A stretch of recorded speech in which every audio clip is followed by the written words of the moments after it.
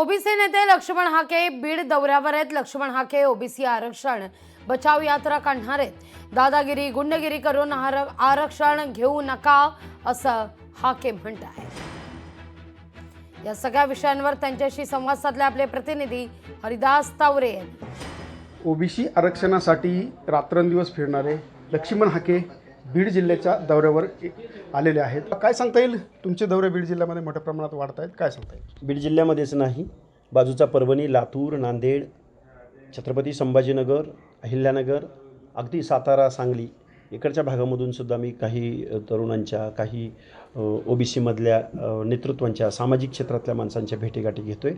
आपल्या हक्काने अधिकारावरती आपण बोललं पाहिजे. आपण जर आता नाही बोललो, आपण जर आता रस्त्यावर नाही उतरलो तर आपलं हे रिझर्वेशन 2025 साल हे तुमच्या आमच्या दृष्टिकोनातून हे आपले हक्काधिकार संपलेले असतील, आरक्षण संपलेलं असतील.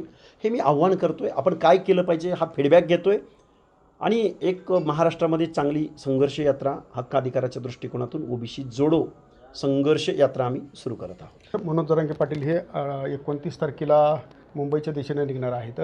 या संदर्भात आपली काय भूमिका असणार ओबीसी? त्यांनी कुठेही जाऊ द्या, पण त्यांनी इथली व्यवस्था वेठीस धरू नये. दादागिरी गुंडगिरी करून आरक्षण घेऊ नका.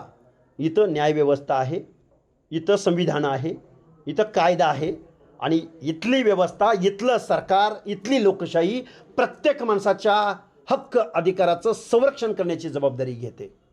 त्यामुळे कुणीही अशी चॅलेंज करण्याची भाषा करू नये आणि ओबीसीमधूनच आरक्षण पाहिजे हे संविधानाला मान्य नसताना, कायद्याला मान्य नसताना या नसत्या उठाठेवी करू नयेत.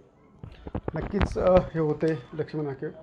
त्यांनी आता सांगितलं की आम्ही आरक्षणासंदर्भात जे आहे ती आमची ठाम भूमिका आहे. हरिदास तावरे, लोकशाही मराठी, बीड. लोकशाही मराठी ऐका, पहा, जागरूक रहा.